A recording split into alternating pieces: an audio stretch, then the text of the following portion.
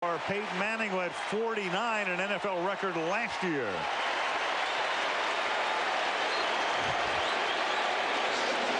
You talk about the defense of the Colts, but another big addition in the last couple of years has been Reggie Wayne and Peyton Manning's confidence in him. Vanderjagt for the point after. So after that start by the Rams in a 17-point lead, Bulger is on the shelf. The Colts only trail by 3, and we have 1:57 remaining in the opening half in Indianapolis. You know, the closer a wide receiver gets to the goal line, the more physical he has to be. Out in the middle of the field, he doesn't have to be that physical, but that's exactly what Reggie Wayne was right there. I mean, you're going to make that quick hit and get that quick separation. But you can't be running around, guys, when you get down there in the goal line. Manning and Harrison with those 85 connections on touchdowns. That's the 24th connection between that man, Wayne, and Manning in Reggie's career. Coming up halftime, Tim McGraw, I like it, I love it. Week 6 highlights. Talk to you about Teddy Bruschi and his return to New England in 60 seconds with Jimmy Kimmel on the Lexus halftime show. Peyton Manning of that royal family, Daddy Archie, and of course his brother Eli with the Giants. And look where Peyton Manning is hanging out, right next to Howard Mudd, the offensive line coach, who's right in front of the offensive lineman.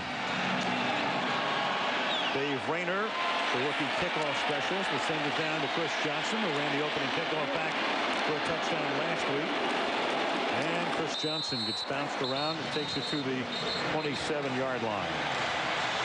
Monday Night Football from Indianapolis being brought to you by Southwest Airlines, proud sponsor of the NFL and official airline of Super Bowl 40. Budweiser Select, finally bold taste meets a clean finish. Expect everything. GMC trucks and SUVs, we are professional grade. And Dr. Pepper and your local Dr. Pepper bottler, Dr. Pepper, one taste and you get it. The aerial coverage tonight as we look down at the state capitol, brought to you by Bud Light. So now Jamie Martin with Marshall Faulk in the backfield with him, operates out of the shotgun, backing up, throws, Faulk, screen, and Faulk, who started his career with the Indianapolis Colts and then went to the Rams in that huge trade which facilitated the drafting of Edgerrin James, comes close to picking up first down and does indeed have it. And the Rams are in 4 wide receivers. They're spreading out this defense, so they have 4 wide receivers and then Marshall Faulk in the backfield, which really gives them a 5th. First and 10, pass to the sideline, and that's Dane Looker making the catch with Isaac Bruce out. Looker gets some more playing time tonight, and all of a sudden the Rams anything but conservative with Bulger on the shelf and the seldom used Martin in the game. Go to the air, have it at the 44. You know, that's the thing that I was saying earlier about Jamie Martin. He, doesn't play a lot, hasn't played a lot, but he's a very bright guy, and he understands the game plan. He understands defense, and because of that, he can stay calm. Rams have 2 timeouts. To the outside he goes here, and it's Torrey Holt. And Holt is forced out of bounds after a gain of 4. The ball at the 40-yard line with 1:14 left. You know, one of the big things Orlando Pace has to handle in Dwight Freeney is the spin move. And watch him here. You have to get your hands out in front of him and then push him away so that when he spins right back into you, not beyond you. Orlando Pace was the #1 pick overall in the draft back in '97. Second down and 6 from the 40-yard line. Martin protected well, throws. That'll be a first down, 33-yard line. That's caught by Dane Looker, and they're very close to Jeff Wilkins' field goal range. And Orlando Pace got that spin again, and this is when you need it. I mean, it's the last 2 minutes of the half, and you need your pass protection. They know you're going to pass. Dwight Freeney's bringing his best moves. He tries the spinner on Orlando Pace. Orlando Pace can handle that spin, and if he handles that spin, then Jamie Martin can do things like this. You can make that move on ice skates. You might win a bronze medal in Torino next February. Yeah, what would you call that? You know what? I did a bunch of skating through the years, but I don't know the difference. I got to be honest. I don't know what a salchow is. I don't know what any of that stuff is. I'd just call it a salchow then. Call it a salchow. We'll call Peggy Fleming. Peggy will know. It was all the same to me. But I'll tell you, Orlando Pace is doing a good job. I mean, that was a big thing. I mean, Dwight Freeney is, maybe the best pass rushing defensive lineman in football, and his best move is that spin move, and Orlando Pace knew that he had to handle that, and the way he had to handle it was get his hands out in front of him, and he's done that. They've never played against each other for real. Rams took their second time out. They have one left. The ball at the 33-yard line. Colts jump. They do indeed jump. But they jump because the Rams jump first. Start, 81 offense, 5 yards, still 3 Holt. Jamie Martin's pretty good on this drive. He's 4 for 4, and like I said, they know that they're going to pass. They're getting the pass rush, and I think what he tried to do is change the count there. Watch this. He's trying to give the hard count. You see, he gives a hard count, and instead of getting them, it got him. On the road in a building that's as loud as any. Screen, Falk. Marshall has no help, and he's taken out of bounds at the 38-yard line by Cato June.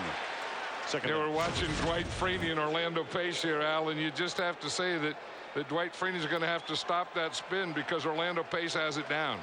You see, when you come off your spin, like I said, you want to be beyond the guy, and Orlando Pace is just keeping him right in front of him. Second down and 15 now. 3-point game. Colts with 14 unanswered points. Rams trying to at least get into Wilkins' field goal range. And now you've got, on the left side, you've got Mathis coming across. But it's calling Alex Barron. Barron is one of the 2 rookies on the offensive front out of Florida State. He was their first-round draft choice.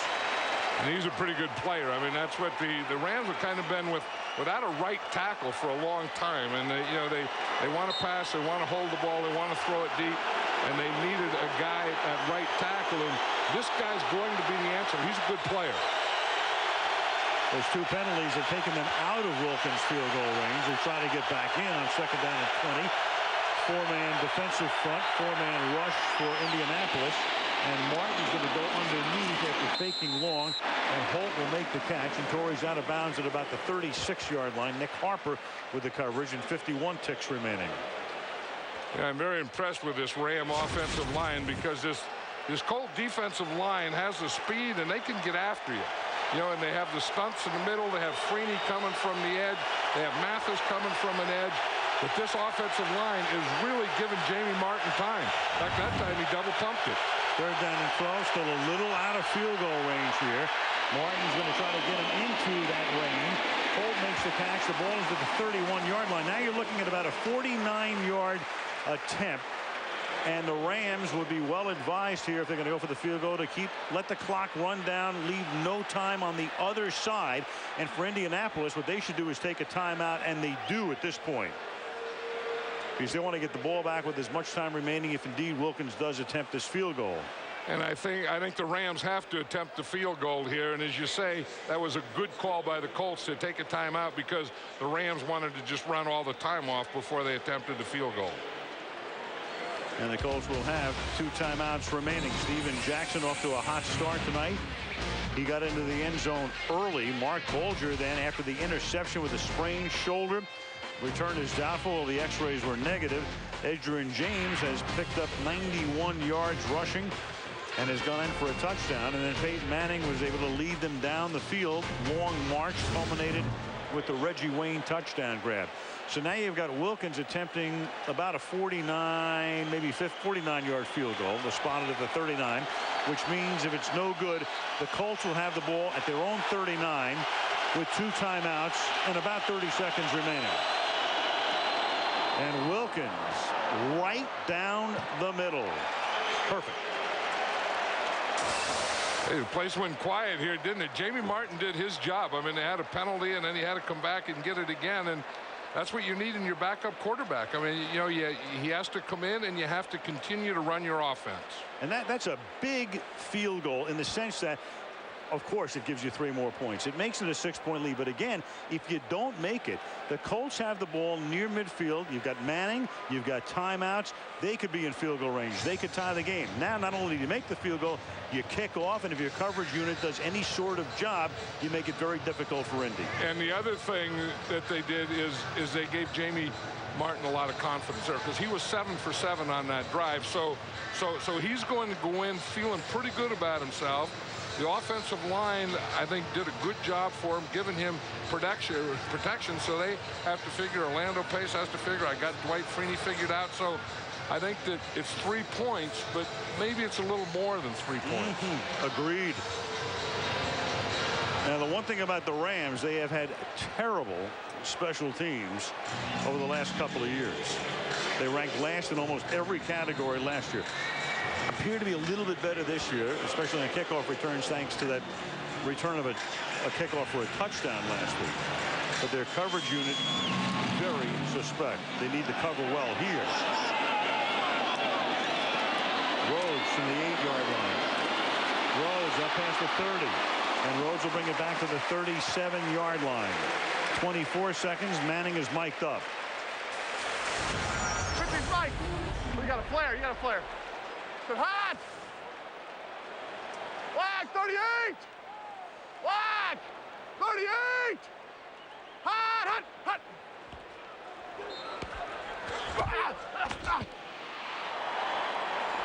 Gotta farm up a little bit, boys. They're coming. That was Damian Lewis who got there at that point. Again, Mike Vanderjagt is the field goal kicker for Indianapolis. His range right up around 50, 52 yards. We're inside. Conditions are perfect. Manning tries to get them into field goal range. On first down, and he's going to get taken down for the sack, and that is Anthony Hargrove. Second year out of Georgia Tech. A lot of attention paid to the other end, Little, and that frees it up for Hargrove. Big sack here. And Anthony Hargrove just came on a bull rush against Tariq Glenn. Tariq Glenn kind of stands up, and you're going to see Anthony Hargrove just comes, and he just takes him right back here. Here's Hargrove here. And you're going to see him, you know, again, he expects a speed rush, but see, he just gets his head in there and his shoulders and bull rushes him right into Peyton Manning. Boom. That's a bull rush. And for Manning, that's a very unusual position. That's only the second time in 5.5 games that Manning has been sacked this season. 2. And Tariq Glenn didn't expect that. I mean, he's you know, and that'll happen to a tackle. You have a smaller, speed rusher like Hargrove, and you expect a speed rush, and then so you're kind of getting ready for a speed rush, and he gives you a bull rush, and you're up too high.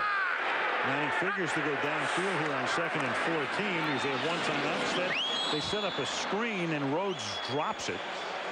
So it'll be 3rd down, and barely enough time unless he can get it deep enough downfield and stop the clock to set up a Vanderjagt field goal.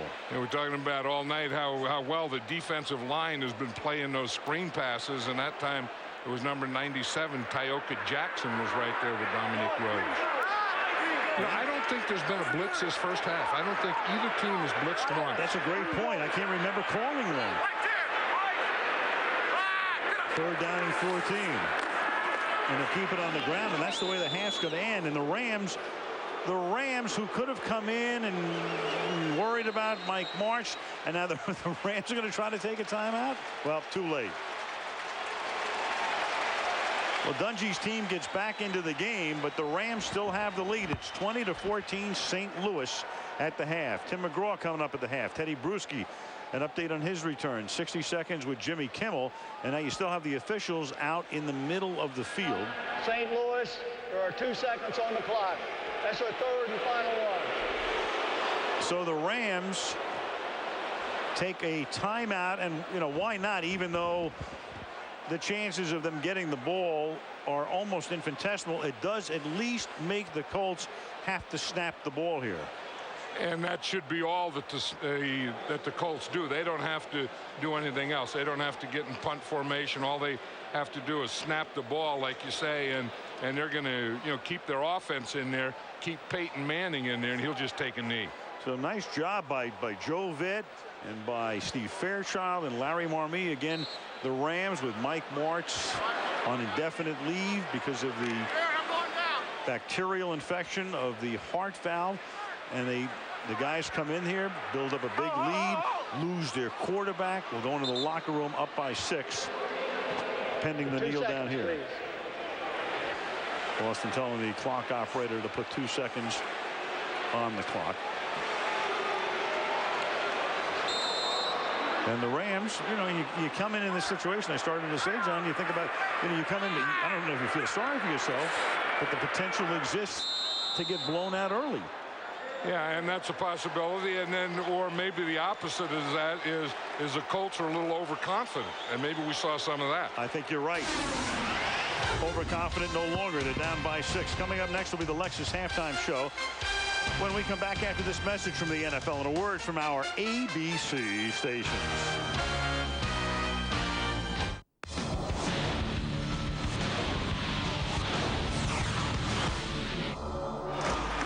They run with Tatum Bell. Couple of blockers, got a first down, a lot more. Race down the sideline. Tatum Bell goes in, touchdown.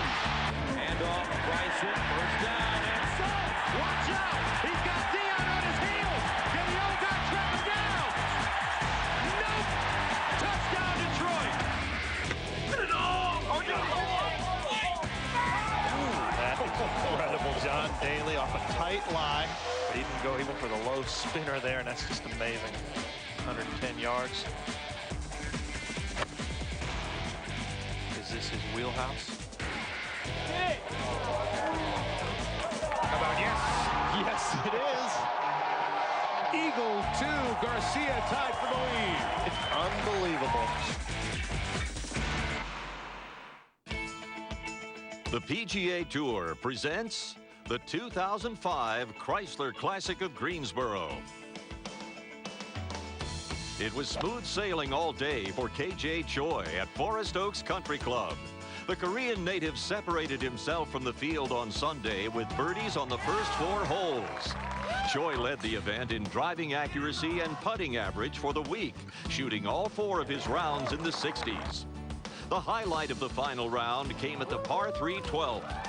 Choi put his tee shot in the bunker and had this for birdie. The 35-year-old collected his first win in more than 3 years, vaulting him to 33rd on the PGA Tour money list, ever so close to the season-ending Tour Championship. Congratulations, KJ Choi, the 2005 Chrysler Classic of Greensboro champion. This is SportsCenter in-game. In NFL news, New England Patriots linebacker Teddy Bruschi plans to return to practice on Wednesday, 8 months after having a mild stroke. Bruschi was cleared Sunday by his doctors to begin practicing this week, but the Patriots left it up to Bruschi and his family to determine when he would return. He was one of the defensive stars on a team that has won 3 Super Bowl titles in the last 4 seasons.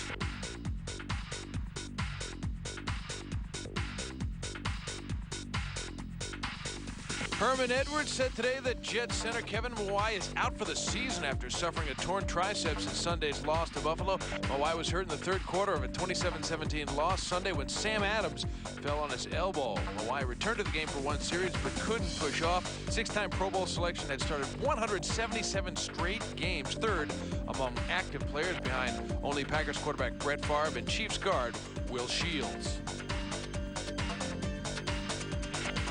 And more on the NFL front. Dallas Cowboys learned today that left tackle Flozell Adams is out for the season with torn knee ligaments.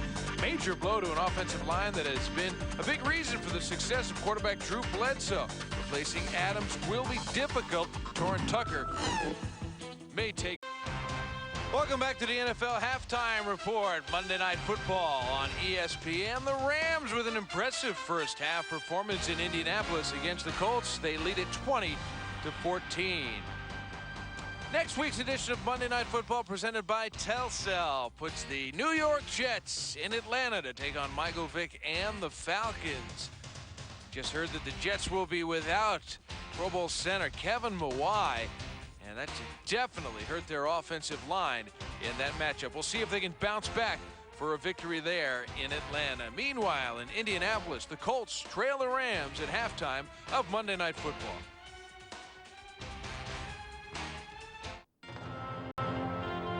And now, more great moments on ESPN. The year was 2004. The San Antonio Spurs and the Los Angeles Lakers were locked in an NBA Conference semifinal. Tim Duncan scores a clutch point, only to be outdone by Derek Fisher. A celebration of sports memories from around the globe. Great moments on ESPN.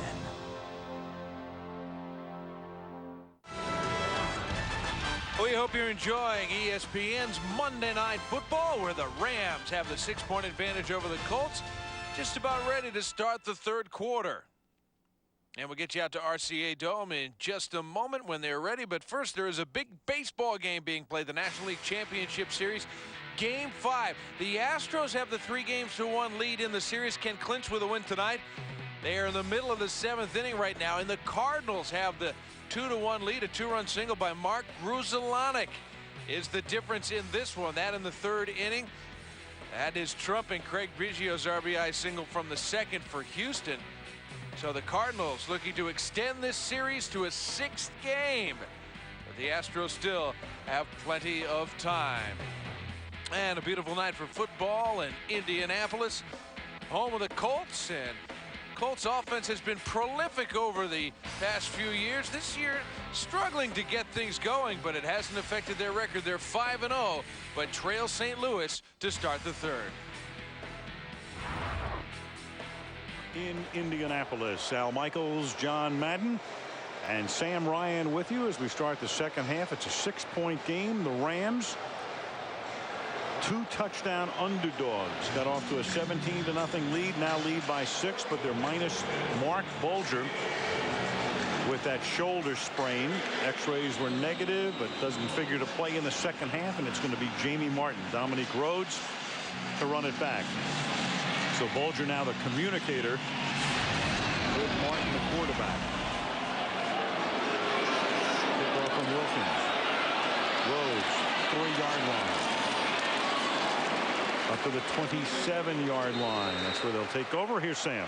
Yeah, and Al, I confirmed it with Joe Vitt, his first ever halftime interview. He told me Mark Bulger definitely done for the game. He'll be further evaluated afterwards. I asked him if the offensive game plan changes with Jamie Martin in there. He said, no, it's the guy's responsibility to know the offense. As for Tony Dungy, he said defensively, we've got to make some bigger plays. We've got to play smarter, create some turnovers. They're explosive. They're making big plays, gentlemen. And they did early on to build that big lead, and now we'll see what they do in the second half as Mr. Manning goes to work now from the 26-yard line. Start on the ground with the workhorse, Edgerrin James. 9-yard gain, tackled by Fisher, and it's 100 yards tonight. 16 carries for James. First half numbers right there. Rushing yardage, each team, of course, led by Jackson on the left and James on the right. The Rams with twice as many passing yards. Pretty good advantage in total yardage and a 6-point lead on the scoreboard. He picked up a first down. It was a 10-yard pickup for James. Now the pass is caught, and that'll be a first down. Reggie Wayne, who scored a touchdown in the second quarter, takes it out to midfield. Reggie Wayne was the outside receiver on the slot side, and that's what the Colts have been doing. They've been using 3 wide receivers the whole game, so that puts the Rams in nickel. You see Reggie Wayne is the outside guy. The inside guy, Stokely, runs a deeper pattern, and Reggie Wayne just comes underneath him. Ball at the 50.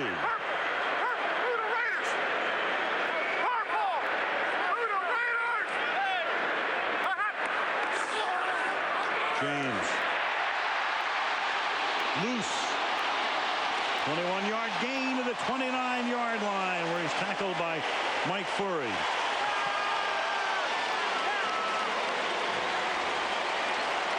Yeah, we said that they hadn't blitzed on that time. They brought Corey Ivy off the slot.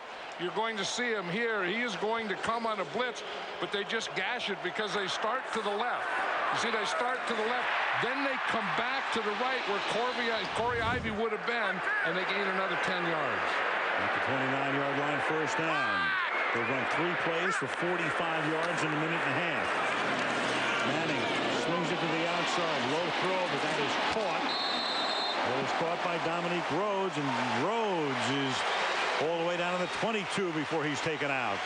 And the Rams defense is playing that same way. They're playing those safeties soft, and they're not going to let them get anything deep. Now, they've had to stay in nickel because, again, the Colts have stayed in 3 wide receivers most of this game. Here you see Stokely here. He's in the slot. He's the 3rd wide receiver there. But look how deep they keep those 2 safeties. 2nd down and 2.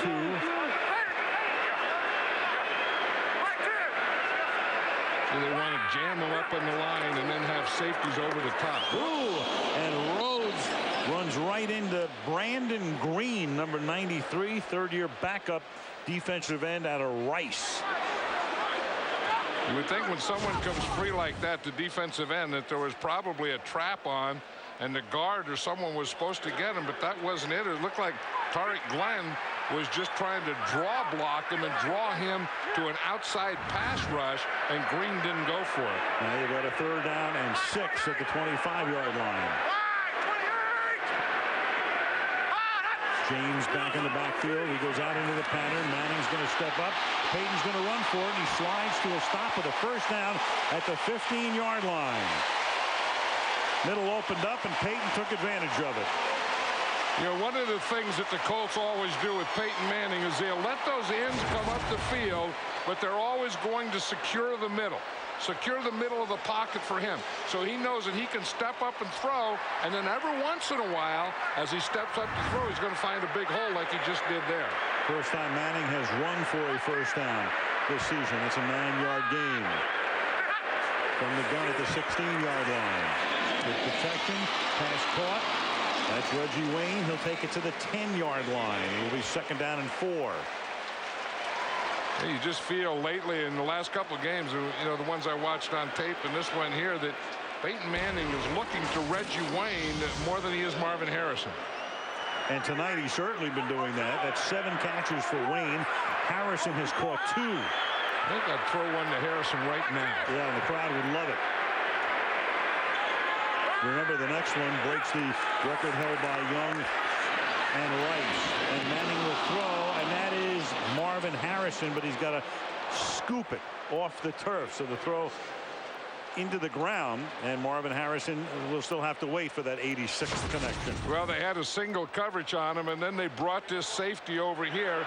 And again, you see they're keeping that safety in there, although Marvin Harrison really split the corner in the safety. He did. We've got a penalty here.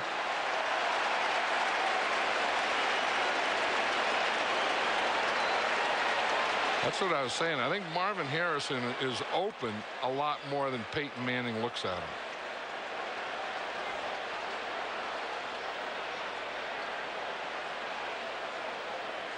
Jerry Austin after a small conference. Well, the conference is still going on. You notice that Peyton Manning tends to get in those conferences a little with the officials? Oh, yeah. First name basis with these guys. Defense, too many men on the field. After this is to the goal. Result will be a 1st down. You know what that was, Al? That was attack, attack. See, because they can go no huddle, that's what they can do. And if he sees the Rams trying to substitute and he has his guys up there, he goes attack, attack, and they snap the ball, and then the Rams will have too many men in the field. And that's what they just did on that last play. One of the great benefits of going no huddle, you try to keep the defense from making changes, and when they do, you can catch them, and that's a big half the distance penalty because it's a 1st down. Instead of a 3rd and 4, it's a 1st and goal at the 5-yard line.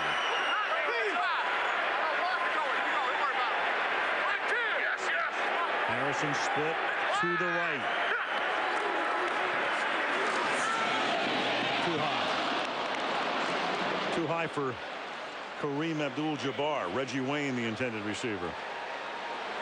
Yeah, we saw him running play action, and this time it was a little bootleg.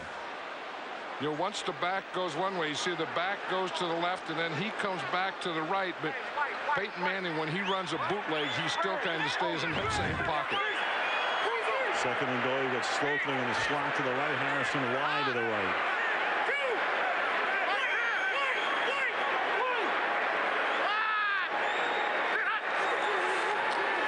On 2nd and goal, Manning is flushed out on the run. He's going to run it to about the 5-yard line. Nothing opened up in the end zone. Damian Lewis was chasing him, and it will be 3rd down and goal now. You just saw Peyton Manning do something twice on this drive that you're not going to see him do a lot of. Again, they have coverage. You see, they're pressing Marvin Harrison and then keeping a safety over the top and then another safety coming from the other side. So it looks like man-to-man press coverage, but they have a safety in behind him. You see he's down here. There'll be a corner up here and then a safety right behind. 3rd down and goal. Harrison still to the right. Manning forced back. Manning throws over the middle. Manning throws incomplete. Intended for Wayne, and that coverage by DeJuan Gross. Gross, who's been in and out of practice this week with a hamstring pull, plays tonight and turns in a big play here to keep St. Louis in the lead and force a field goal attempt. And you're going to see Gross here on Reggie Wayne, and he just takes Stokely out there. Ivy does, and then Gross is here on Reggie Wayne again. I don't know what Marvin Harrison is doing there, but it doesn't look like much of a pattern, does it? No, ambling into the end zone. Right, and Peyton Manning looked left the whole time.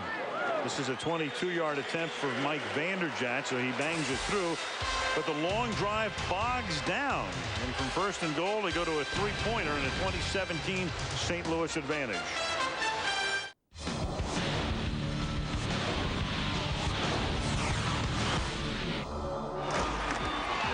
Tatum Bell.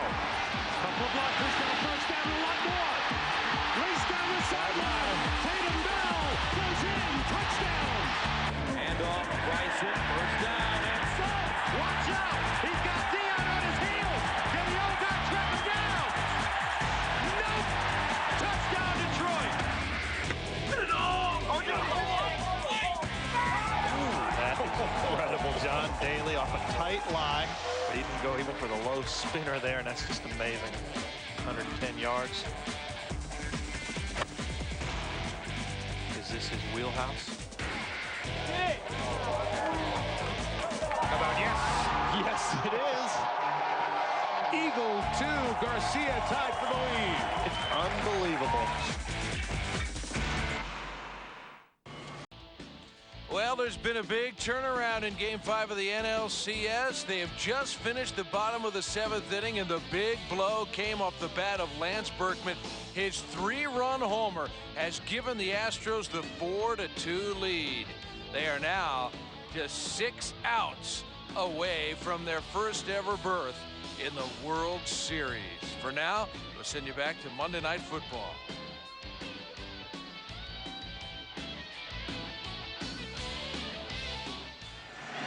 Big rally there today. Kickoff from the rookie Rayner is taken by Chris Johnson from the 10-yard line. And he brings it back to the 28. You got a flag. Back up at the St. Louis 40-yard line. I just saw a little while ago Peyton Manning was in an argument with his offensive line down there. Holding number 57 of the receiving team during the run back. 10 yards, first down. Penalty on Trev Falk. Rams ball.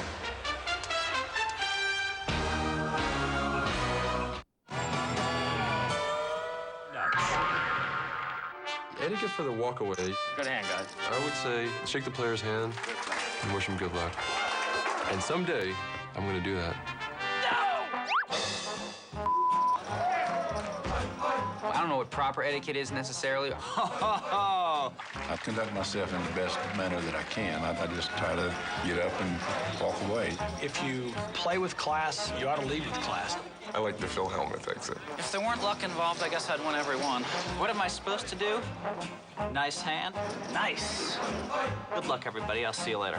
That's what I always do. Yeah, I'm real happy. Good for you, buddy. Good luck the rest of the way. Yes! Awesome. You kidding me? Hey, God loves you, man. Let them go about their business because you're a spectator now. No! Why do I get deserve this? And now So here you have Peyton Manning moments ago. We don't, by the way, he's mic'd up, as you know, tonight. but we don't control what we get. That's controlled by the league, so we'd love to be able to let you hear this, but we can't. Well, you see what happened is Peyton Manning started talking to the offensive line, and then the offensive line coach was Howard Mudd, who was talking to him, and he said, knock it off, and then Peyton Manning went to Howard Mudd, and then that's when Tarek Gwen stood up. Now you've got Kevin Curtis making the catch, but all arguments end with guys making up normally. I mean, we got to work this closely over a long period of time. Well, you know, and that's just the heat of battle. I mean, the more cameras you get, the more of that stuff that you're going to see, but it goes on all the time and has always gone.